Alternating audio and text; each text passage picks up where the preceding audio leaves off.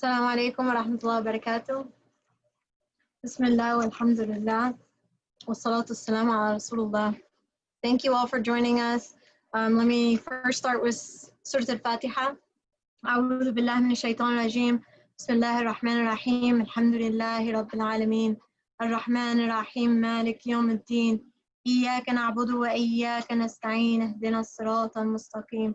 صراط الذين أنعمت عليهم غير المغضوب عليهم ولا الضالين. آمين. In the name of Allah, most gracious, most merciful, praise be to Allah, the cherisher and the sustainer of the worlds, most gracious, most merciful, master of the day of judgment. You do we worship, and your aid we seek. Show us the straight way, the way of those on whom you have bestowed your grace, those whose portion is not wrath and who go not astray. Sadaqallahu al-Azim. All right, as people come in, I'll let them in, but I wanted to go ahead and start. We won't be taking too much of your time. There has been an update on the Imam Jamil case, and I don't remember who was in the first meeting and who was not. I believe most of the people here were in that first meeting. So again, I'm turning on the chat. If you all have any questions, make sure you put them in that chat, and I will start to share my screen to kind of give you a quick update.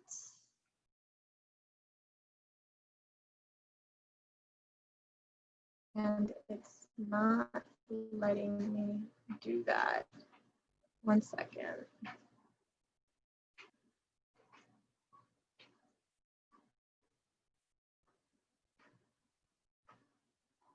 Okay, give me 1 second.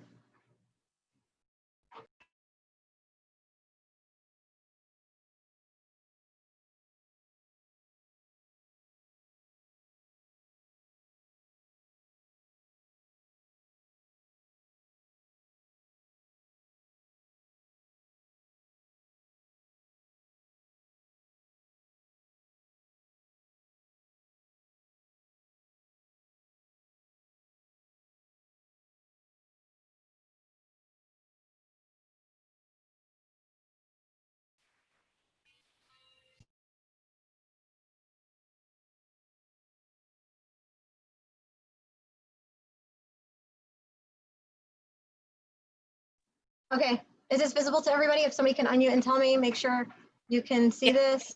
Yes. Okay. Yes. Yes, we can see your screen. Okay, I'm gonna give you this 3-minute update that was already prepared. It's a quick update on the campaign.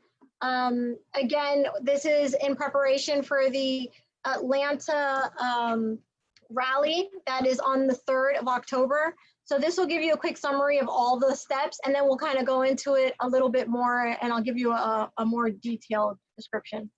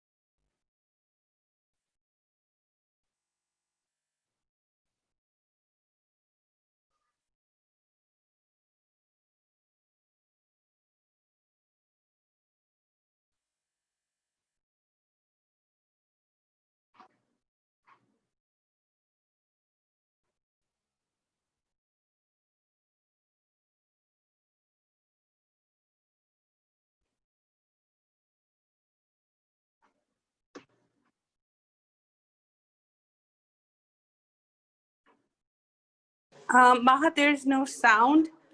There are two small check boxes when you play the video that you have to check when you are sharing the screen. Okay, hold on. Where? So if you unshare right now and then share again, so you will see the 2 check boxes at the bottom. Wow, okay. All right, let me try this again. Your audio is on mute. If you check it. Yeah, I got it. Hold on.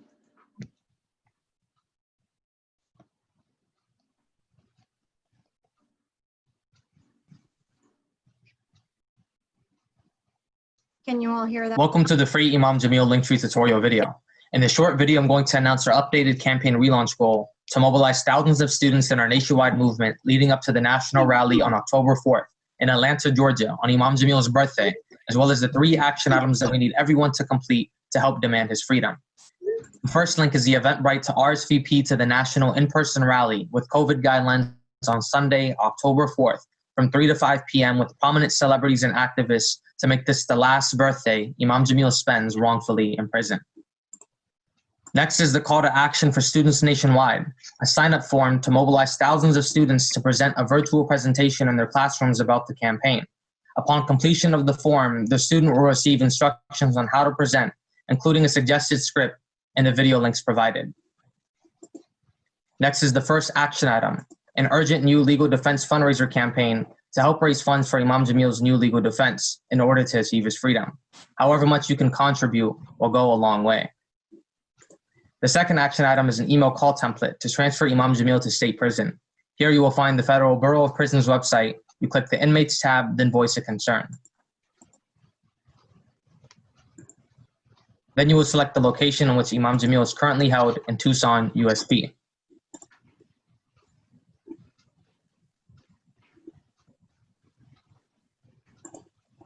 Put in your email address and copy-paste the inmate name and number.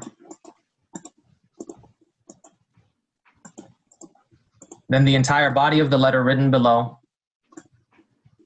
which requests for Imam Jamil to be transferred back to state prison out of federal custody to be closer to his family and attorneys. Just change your name and hit submit. You've completed your first action item. You will find the call template written below in which you can contact the proper authorities to make this demand as well. The third action item is the email call template to reopen Imam Jamil's case. This is directed to the Fulton County District Attorney, Paul Howard. You'll find the phone number in blue, the email in red, the social media handles in orange, and the mail address in pink. Here you will simply copy-paste the email.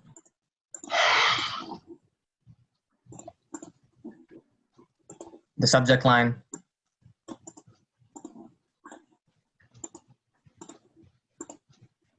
and the body of the letter, which requests for Imam Jamil and his case to be reopened based on the clear evidence of his innocence and confessions of the crime. Change your name, hit send, and you've completed all 3 action items. Thank you for watching and helping to achieve Imam Jamil's freedom. Follow @_free Imam Jamil on Instagram, Twitter, and Facebook for continued updates and resources.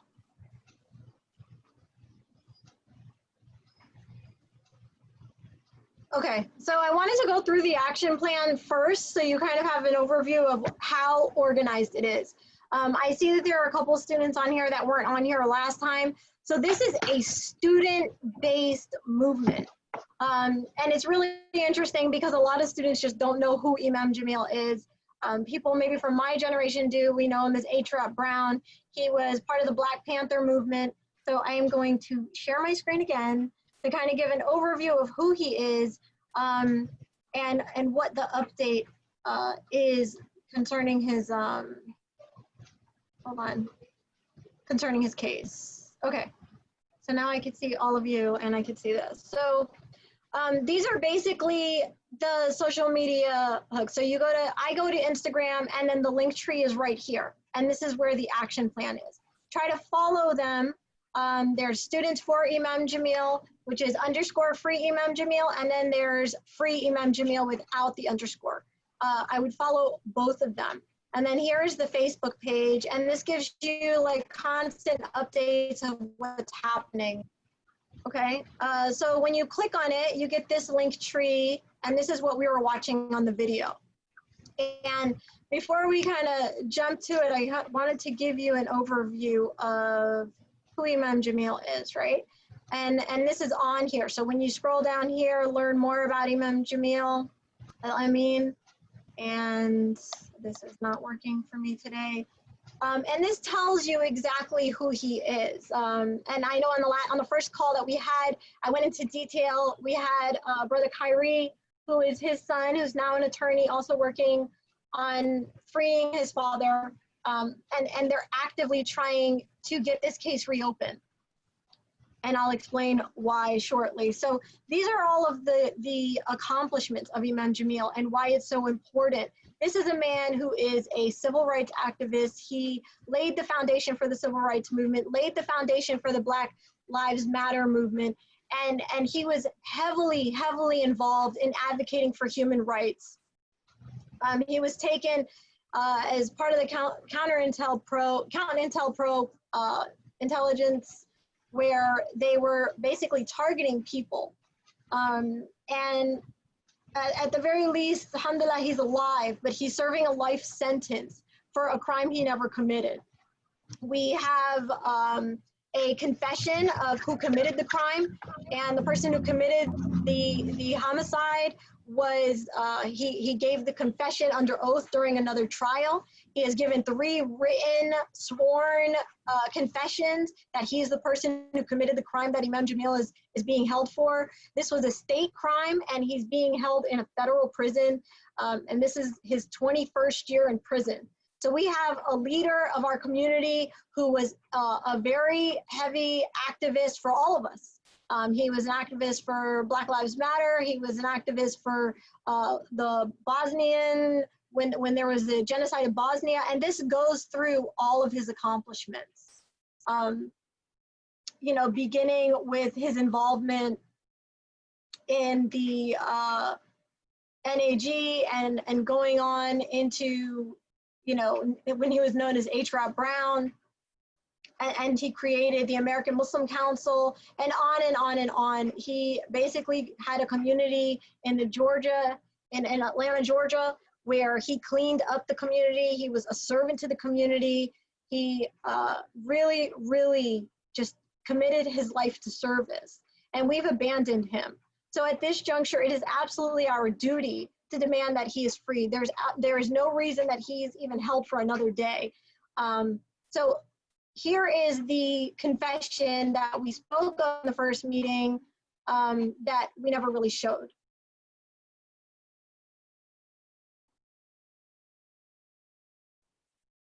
For 20 years now, we've been trying to get access to Mr. James Santos, aka Otis Jackson. For 20 years, he has confessed to the crime that my father has served 20 years for. For 20 years, he hasn't wavered in his testimony. We've had the documents, we've just never been able to hear his voice or see his face as he tells us that he's the man who committed this crime. Until now. Mr. Santos, can you please state and spell both your first and last name for the court reporter? Yes, sir. James Santos, James Santos. One of the main reasons why you've never heard from Mr. Santos or he didn't testify in our original case is because he's been painted as delusional or mentally incompetent, but that's just not the case. Mr. Santos is well within his wits. In fact, he's intelligent, but you don't have to take my word for it. He was actually evaluated and cleared by a clinical psychologist in 2017 before being allowed to testify in another unrelated murder trial. Mr. Santos, can you take a look at that report and see if you recognize that to be the report that was completed following Dr. Hudson's mental health evaluation of you in 2017?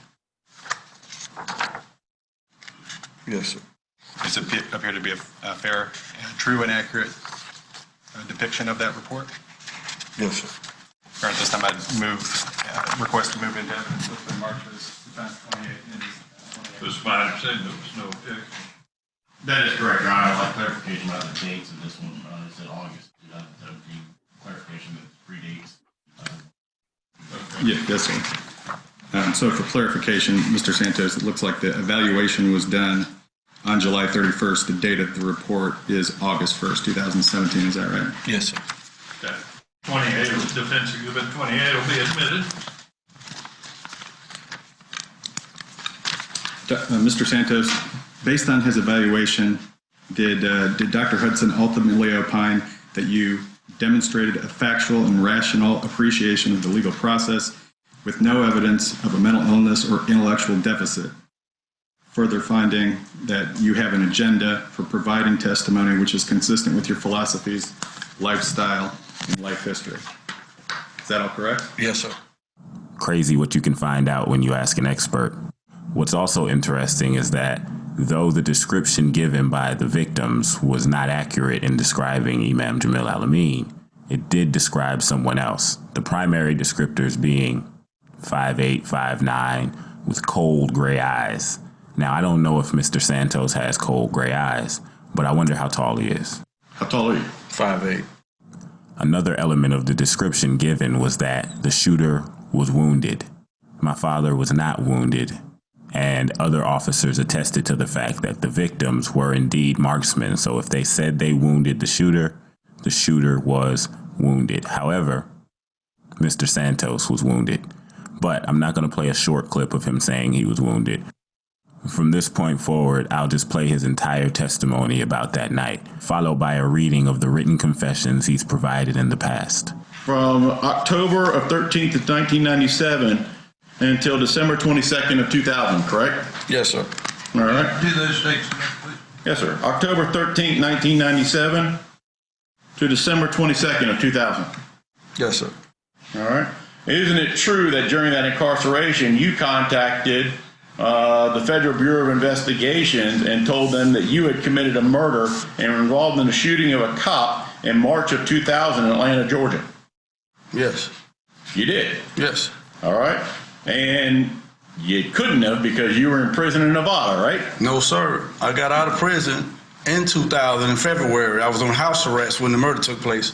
You might want to check that out. I was on house arrest. I was staying at 2380 Jernigan Street, Southwest Atlanta. You just said that you were incarcerated in Las Vegas in 1997 through December of 2000. I went back to prison after that shooting. I was violated and sent back to prison after the police shooting.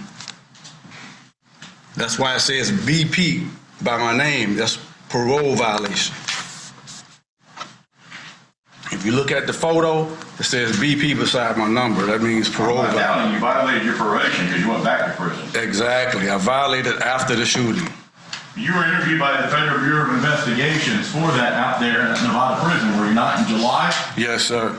of that year? Yes, sir. And he ruled you out and said you did not commit that murder in Las Vegas, correct? I don't know what that murder in Atlanta. I have no idea what his conclusion was, sir. All right, you weren't arrested for it, were you? No, sir, I was In not. fact, another person was tried and convicted. Jamil Al-Amin, yes, sir. Yes, sir. And once again, it seems to me like you were getting a lot of I was shot that day. I'm sorry? I was shot March of 2000. It happened March 17th of 2000. Your Honor, we can take a break right now. Come back. Okay. All right, we'll take 10 minutes. After that, I'd probably need a break too, because that was information that was never supposed to make it into the record. As you can see, they try to discredit him at every turn, but it's not possible. He was there. He was out of prison. He was living in Atlanta. And most importantly, he was wounded in the commission of this crime. So now we have a man who has confessed to the crime, who fits the description of the crime, who was in the area during the commission of the crime, who was shot during the commission of the crime. What more do we need? At least to look at the case again. He didn't testify in the first case. If you think he's crazy, put him on the stand. Prove it. But this is the man who committed the murder that my father served 20 years for. This is the man who is also willing and able to take responsibility for that still to this day. So if nothing else, we deserve a new trial just based on this. But as you've seen, we have plenty of reasons for it. So if you were on the fence, please sign the petition.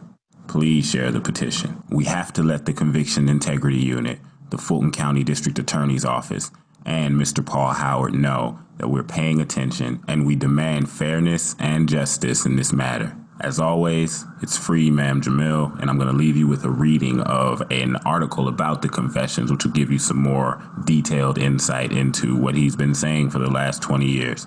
This man deserves to be heard. He just doesn't want the Imam to be taking the fall for a murder that he committed. It's that simple.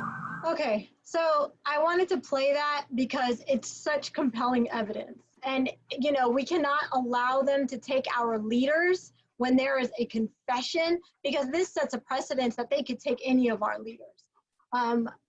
We can't allow Imam Jamil to stay another year in prison without making noise. So I know that Wasik flew through these steps. I'm gonna just entertain me briefly because there's a few updates from the last meeting and then we'll close this out. But here's the rally information. It's on October 4th in Atlanta. There will be, you know, a requirement for masks. And there's going to be precautions. It's not a march, it's a rally. So it's going to be talks and they're going to stay in one place to reduce the risk. I know that people were nervous, but suddenly have to stand up for and demand justice. If it was the other way around, Imam Jamil would stand up for us. He stands up for every injustice. It is our duty to him. It's our duty in front of Allah. It's our duty as Muslims to stand up for the Imam. So please show up. If you can't show up and you know people in Atlanta, please share this information with them. Give them this link and spread the word. And we really, really need to be there on the 4th, inshallah. The students' call to action. This is also a new action item. So if there are MSAs, I know there's a few, I'm not gonna call you out, but you know, fill this out. Be the person that presents this information. Students are great at advocating for justice, and spread the word. If we can get this heard on every campus and move the students to demand justice, that would make a huge difference. And then of course, there's this new defense fundraiser, because we are anticipating that the case will be reopened. In the election, there's a new district attorney, and she is willing to look at this case, willing to reopen it. So when it's reopened, we need to make sure that he has adequate funding for adequate representation. He needs strong representation in court. So we need to get this number up. There was a previous fundraiser, and that fundraiser has been going towards the efforts of reopening and advocating. So this is a new fundraiser for the attorneys that will be hired in this process. We need to get that number up, though, for sure. So even if you can't donate, if you can spread the word, if you can share the link, all of that is helpful. And then of course, these are the old action plan, action items for, you know, he's being held in a federal prison. They're using state funding to hold him in federal prison, which is, you know, taxpayer dollars. And he's not receiving medical treatment. He's away from his family. He's all the way in Arizona. His family is in Georgia. This is a Georgia case. For him to get adequate representation, he needs to be closer to his attorneys, to be able to, you know, be present for court appearances and to have sufficient contact with counsel. So we're requesting that he be transferred back to Georgia. And then there was this, you know, request to reopen. Right now, the request is being sent to Paul Howard, who is the current district attorney in Fulton County. There will be a new district attorney soon. And at that point, I'm sure this action item will be updated. So just look out for that. But just please, please, like, learn more about Imam Jamil, advocate for him, show up in Atlanta, spread the word. And we don't need anything more than that confession that was just shared. So does anyone have any questions? Assalamu alaikum. Wa alaikum assalam wa rahmatullah. Is this the rally? Is it going to be broadcast? Because I don't live in the States anymore. I'm living in Vancouver, Canada.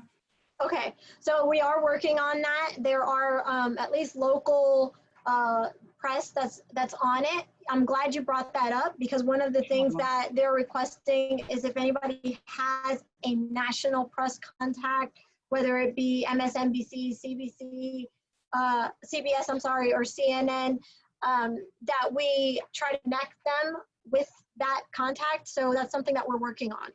Absolutely. And if you want, you can email us, and once I get that information, I can update you with it, inshallah. Inshallah. I do get information from you guys because I've signed up and been supporting. Inshallah. Okay, perfect. Jazakallah khair. Thank you for joining us all the way from Vancouver. Waiki. Does anyone else have any questions? Yes, I agree, Maliha. This is outrageous. It's sickening. Imam Jamil has so Is much. there a reason why this action is focused on student participation? Yeah, it's interesting. I mean, it's been 21 years. I can actually remember when they took Imam Jamil from us. I think the last time I saw him was 1997 at an ISNA convention, and he was taken shortly after that. And nobody has really been able to do anything. And it's been the students, you know, it's law students who kind of hit the ground running on this. And sometimes, you know, our young people become our leaders. So it just happens to be that that's who, you know, wanted to take charge of this movement. Brother Kyrie is a young attorney, and, you know, his mother is an attorney. So they've been working on this, and now we're seeing some hope and some progress. Right now, it's just critical. Time is of the essence. He's getting older. He's medically fragile. He has cancer, and he's losing his vision if he doesn't get the medical treatment that he needs. So these are all things as a community that we really, really need. We can't sleep on this. We need to demand his freedom. As far as him being transferred to federal, my understanding is that, you know, there was a concern in the prison system that there were a lot of converts, and that he was starting to lead a large Jummah congregation, and there were these types of concerns in the prison system. So they wanted to isolate him. And, you know, he was isolated for many, many years. He has suffered as a political prisoner for such a long time, and people are just afraid. Even, you know, to get on this call, people are afraid, and we just have to overcome that fear. It is our duty to advocate for justice, especially when it's a, like you said, a blatant disregard of justice. Any other questions? Okay, and Brother Samir put in the link to the Linktree action plan right here. I appreciate that immensely. I will copy paste it again. And please just spread the word, inshallah. All right. Jazakallah khair to everybody for joining. Thank you, Maha, for organizing this. This is outrageous. I was not aware of this case, so thank you. Oh, my pleasure. Thank you for joining us. Thank you for joining us. Thank you, All right, Maha. Thanks for taking the thank initiative. you. Thank you. Okay, I'm going to close out with Surah Al-Asr wal-Asr.